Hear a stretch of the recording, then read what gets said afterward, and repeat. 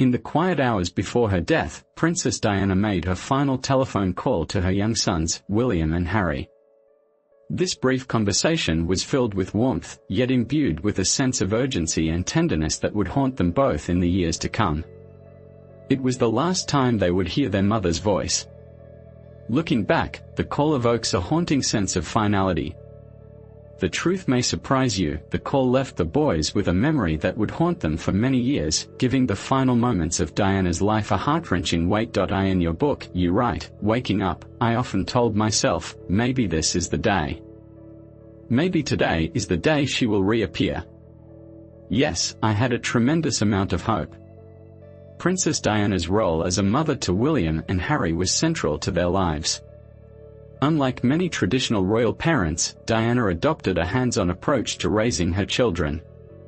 She was determined to raise them as close to a normal life as possible. Her goal was simple yet profound, to give them a childhood where genuine domestic work was combined with the everyday experiences of other children. From the beginning, Diana attended school events, took them to family celebrations, and often openly embraced them in public, rare gestures for British royalty. Her warmth and accessibility set her apart from others. Diana wanted her children to feel love and support, allowing them to develop their own personalities, free from the rigid expectations often placed on young royals. Diana also placed great emphasis on introducing William and Harry to life beyond the palace walls. She famously took them to fast food restaurants, amusement parks, and even homeless shelters, showing them a world far removed from royal privileges. These outings were meant to acquaint them with the hardships and realities faced by ordinary people, which she believed was crucial for their development, understanding. Her goal was to instill empathy in them and help them develop genuine gratitude. Diana's concern for protecting fortunate individuals, which she herself demonstrated in her humanitarian activities, was clearly evident in her effort to shield them from the darker aspects of reality, especially from the omnipresent press. Diana was well aware of the negative impact of constant media attention. She was determined to protect her children from this scrutiny as much as possible. This protective instinct only strengthened under the pressure she felt on her personal life. Despite her own difficulties, she prioritized the well-being of William and Harry. Diana's influence on her children transcended their childhood, shaping them into the people they ultimately became. William and Harry often speak of their mother's impact, considering that she taught them kindness, resilience, and a deep sense of social responsibility. They continue to honor her legacy, advocating for causes close to Diana's heart. In her last call, Diana showed her devotion, warmth, protective nature, and desire to instill love and compassion in her children. For William and Harry, that conversation will become a bittersweet memory of the irreplaceable connection they shared with their mother, dedicated to a life full of duty and compassion. On the night of August 30, 1997, enjoying the end of their summer holidays at Balmoral Castle in Scotland, the young princes William and Harry received a telephone call that would eventually acquire an unforgettable and disturbing significance. The call was from their mother, Princess Diana, who was on vacation in Paris with a partner, Dodi Fayed.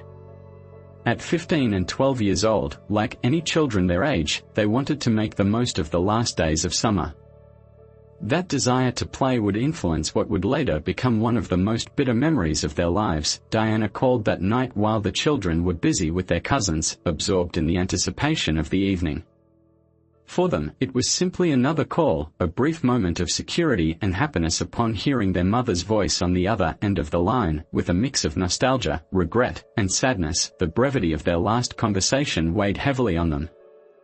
Even more so, since they were too young to understand the importance of every second spent communicating with her. They did not know that this night would be their last opportunity to tell her everything they wanted her to know.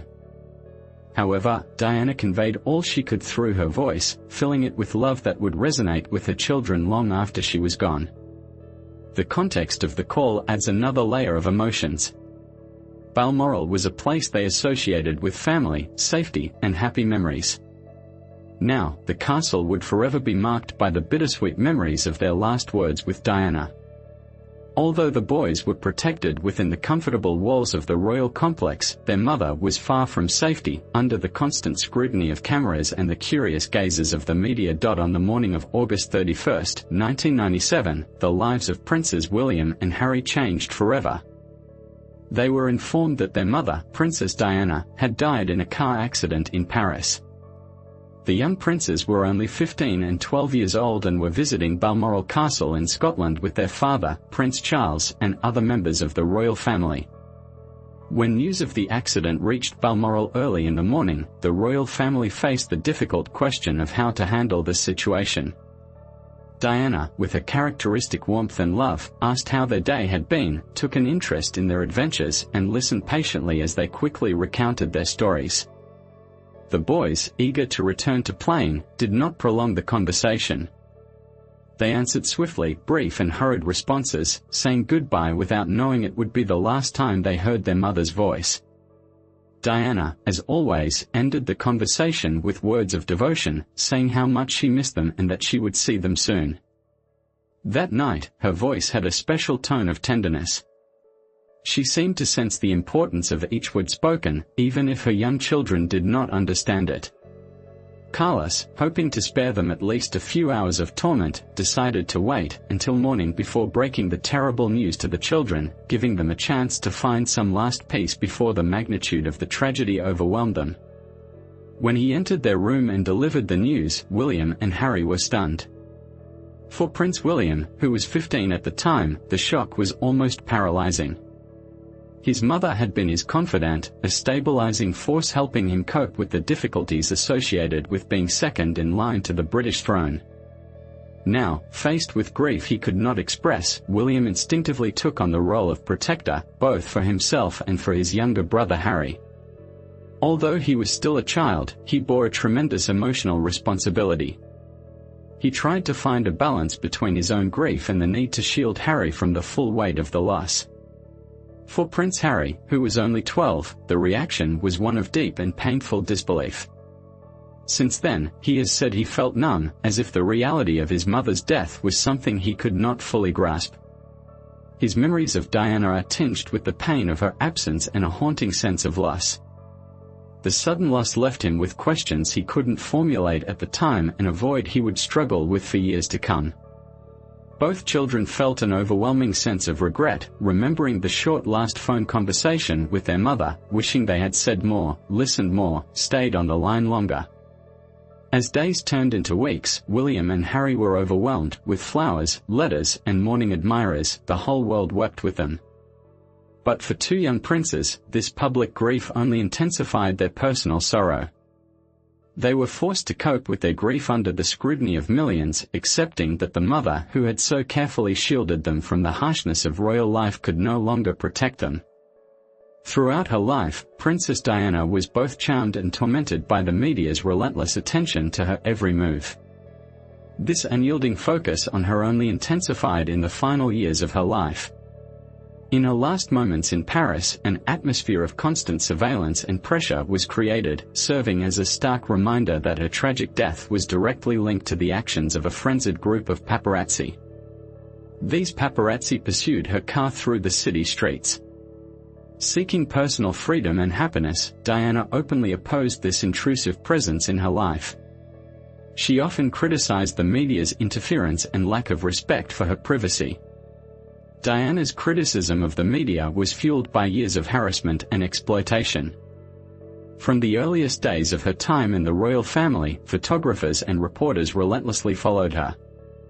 They captured every personal struggle and public appearance. The media meticulously scrutinized her marriage, speculated about her relationships, and even monitored her vacations. As her marriage to Prince Charles deteriorated, she became increasingly withdrawn, unable to escape the cameras. Becoming an unwitting icon, she found herself in a vicious cycle where every move was monetized. This continued into her children's lives. In the final weeks of Diana's life, her struggle with the paparazzi took center stage. Her relationship with Dodi Fayed became a source of unrelenting interest. A dozen photographers on motorcycles pursued her car, eager to capture the final shot of the night. In a tragic twist of fate, this relentless chase led to the fatal crash that ended her life and shocked the world. For Diana, surveillance was not just an inconvenience but a constant source of fear. Her relationship with the press was despotic and frightening. Once she said, "I would like to be the queen of people's hearts. I can imagine myself as the queen of this country." The global fascination with her life was a burden she carried with a heavy heart, often fearing what the paparazzi might do to get her story. Her fears were realized in the most destructive way. The role of the media in Diana's death cast a long shadow over her legacy. She changed public and press perceptions of private life. For her children, the consequences of a life lived under the relentless scrutiny of the media defined her final hours. Princess Diana's constant search for privacy, as if she were in an endless struggle to build a life for herself and her children away from the rigid structures of the monarchy and the relentless attention of the media, dates back to the early days when she became a young bride. Unexpectedly, she found herself in the spotlight. Over time, the intense pressure of royal life began to affect her, further intensifying her desire for autonomy. Diana faced an institution where traditions and decorum were valued more than any freedom, and a public that seemed determined to know all her thoughts and feelings. Her disappointment with the royal family grew as her unique nature and singular focus on fulfilling her public duties earned the admiration of millions but also set her apart from the more reserved style preferred by the royals. Feeling constrained by the rules dictating her life, she tried to find her own voice within the rigid confines of the monarchy. Her separation from Charles in 1992 gave her the freedom she so desired, but the public's interest in her personal life only increased.